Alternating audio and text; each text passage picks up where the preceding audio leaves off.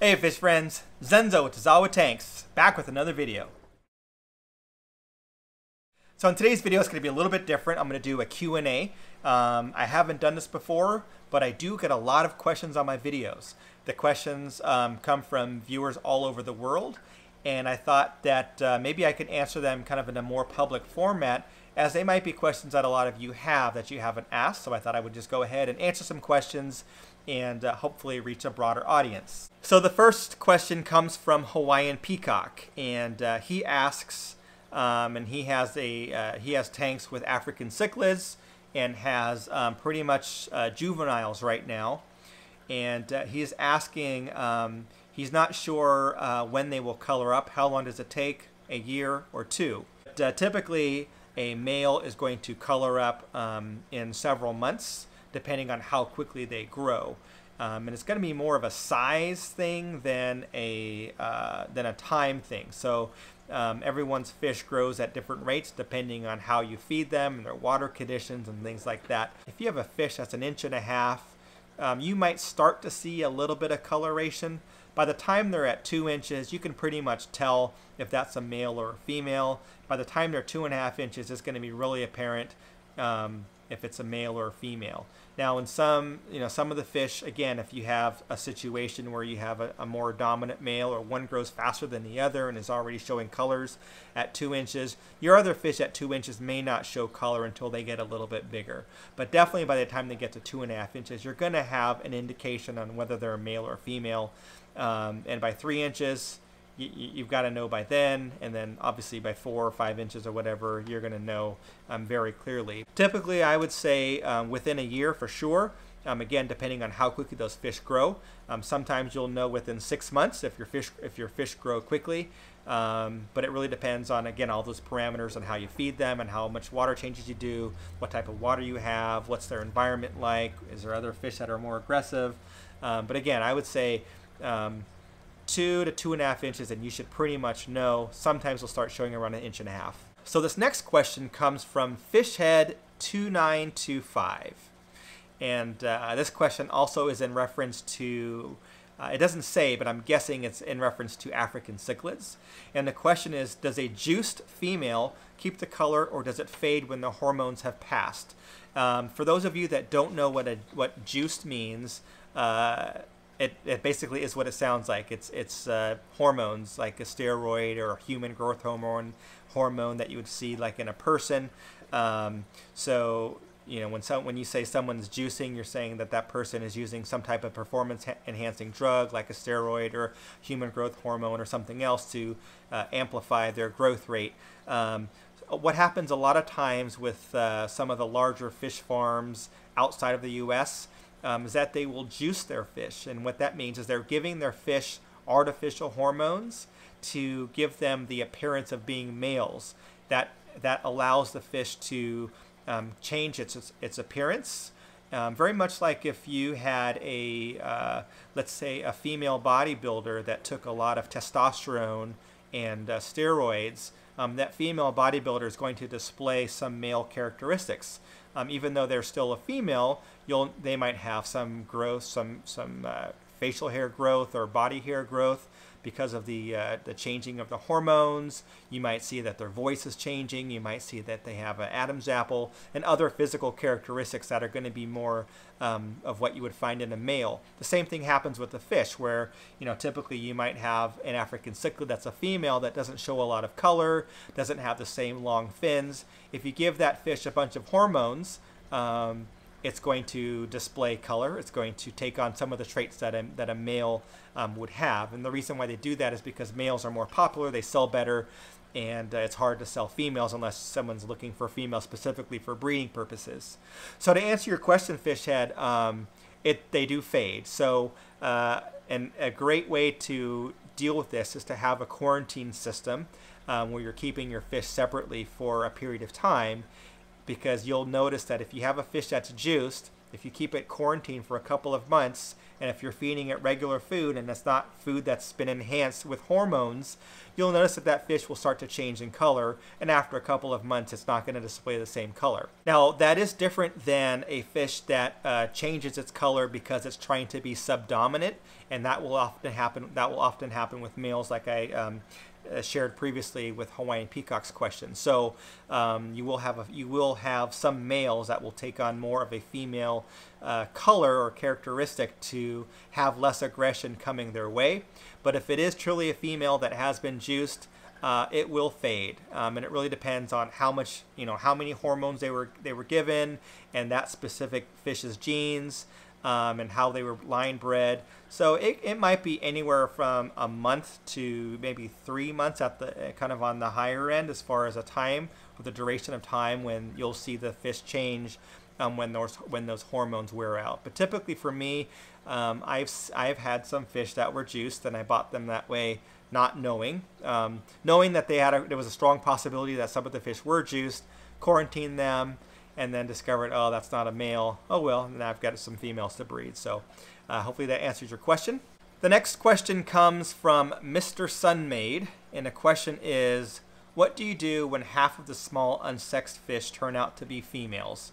Again, this is in reference to African cichlids. The short answer is I breed them.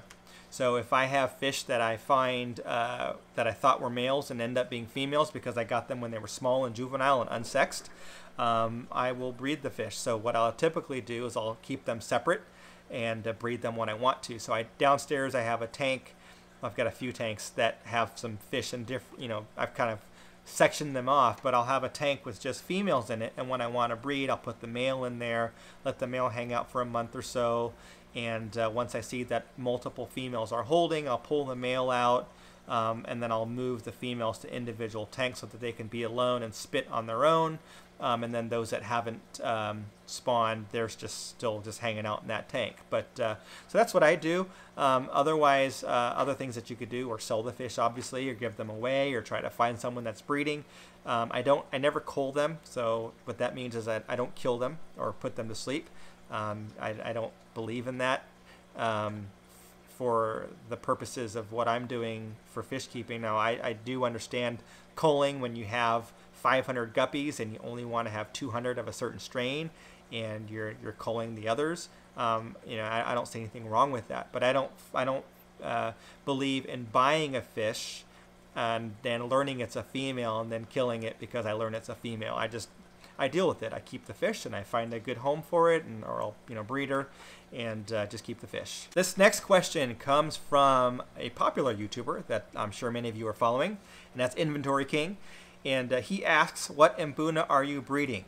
So I do have a lot of Mbuna that I'm breeding, and it's not on purpose. So unlike the peacock cichlids where I'm actually breeding them on purpose and trying to get females to hold, I'm not doing it on purpose. It's just that my Mbuna tank has some activity in there, and every once in a while I will pull out fry, or I will pull out a female that's holding. And typically what I do is I'll pull out the fry because it's a lot easier than trying to catch the female that's holding in those situations.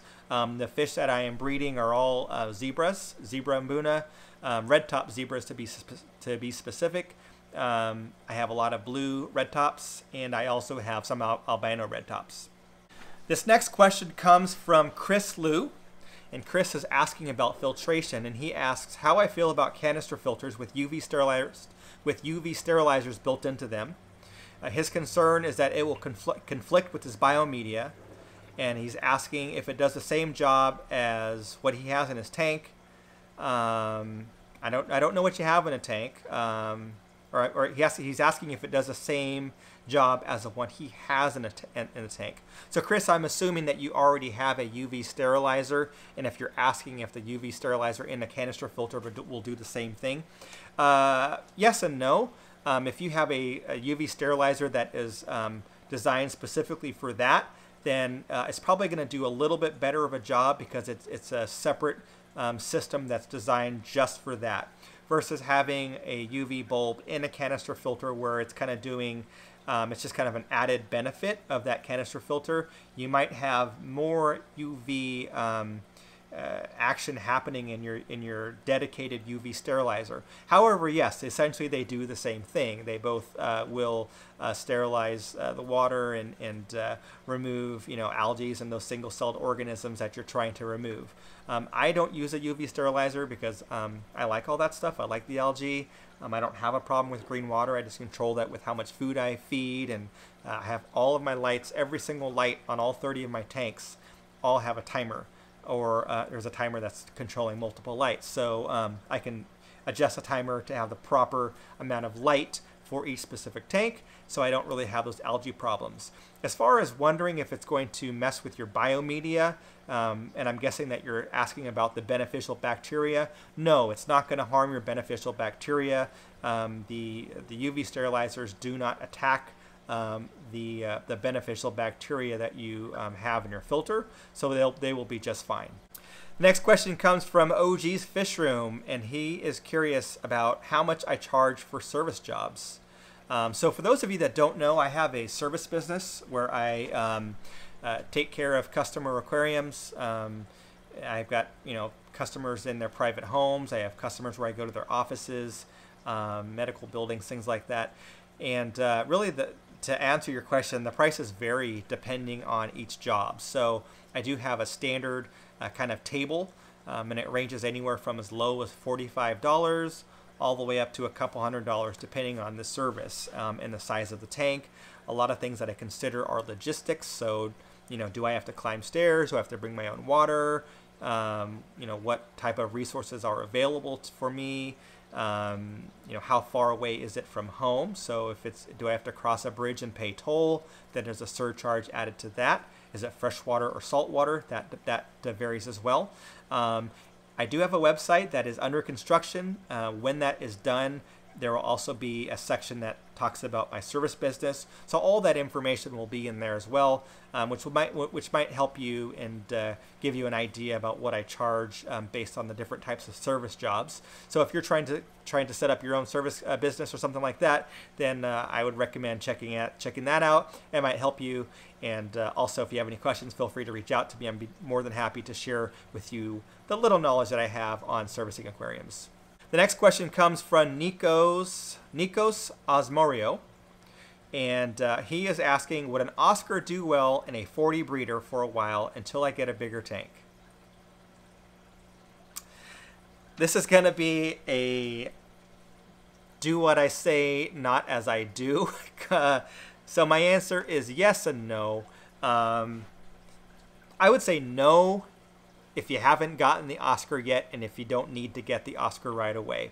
A 40 breeder is not large enough for an Oscar long term. It's large enough for an Oscar for a period of time until it outgrows that tank. My experience is that most people wait too long to get a larger tank. As an example, I have a customer that I service, and they pay me a lot of money to service their aquariums, so they're a great customer. And they have a large Oscar, and that large Oscar was in a 40-gallon tank along with a bunch of other fish. It outgrew the tank. I told them for months and months and months that they needed a bigger tank. They finally got a 125. The Oscar's doing really well, but the Oscar was too big for that other tank for a long time. Now, you might be saying, Zenzo, you have an Oscar in a 40-gallon breeder tank. Yes, I do. And again, it's not because I feel that I can do it better than anybody else. If I were to plan it, I definitely would have got like a 75-gallon tank or something like that prior to getting that Oscar. But the way that it worked out is I had to rescue that Oscar. That Oscar was actually in that other tank as well at my customers at the office, and had an injury. I had to rescue the Oscar. I had to put him in a tank that I had readily available. And that Oscar is still small. He's only about 8 inches right now, so he's doing fine in that 40 breeder. But I would not recommend putting an Oscar in a 40 breeder unless you have to. But if you don't have to, I would say 75 gallons. You want a 4-foot tank, and 18 inches front to back would be better, because when that fish gets larger and when he gets 10, 11, 12 inches long, you want that fish to be able to turn around easily. Obviously, a 40 breeder is long enough front to back It's not so long, side to side though. It's only a 36-inch tank. A 55-gallon tank is not going to be great because it's only, 13 inches front to back, so that's kind of tight. 55 would be better than a 40 breeder, but I would recommend a 75-gallon tank or larger. So I will be upgrading my Oscar into a larger tank down the road, but for now he is in a 40 breeder, and it's something that I keep a close eye on. The other thing is that I do a lot of water changes, so I change the water in that tank twice a week, and that tank is getting at least 50% water change twice a week. So not only does that fish have great water parameters, an excellent filtration, but he also has me to watch out and care for him, and he has all of you guys. So I'm sure that I would hear it from all of my subscribers that love Oscars, and you would all tell me, Zenzo, don't be a jerk, get your fish a bigger tank, if you saw that he was outgrowing that tank. So I don't have the luxury of hiding Oscar and just letting him grow to 12 inches and keeping him in a 40 breeder. You guys are going to give me heck for that if that happens. So obviously I'm going to have to upgrade the tank at some time, and it's something that I'm keeping close tabs on. So the last question that we have for today is coming from Kelly Lamb, and Kelly is referencing one of the videos that I had about my Mbuna tank, and she's saying that there's a yellowfish at the top left hand corner of the tank that has no tail.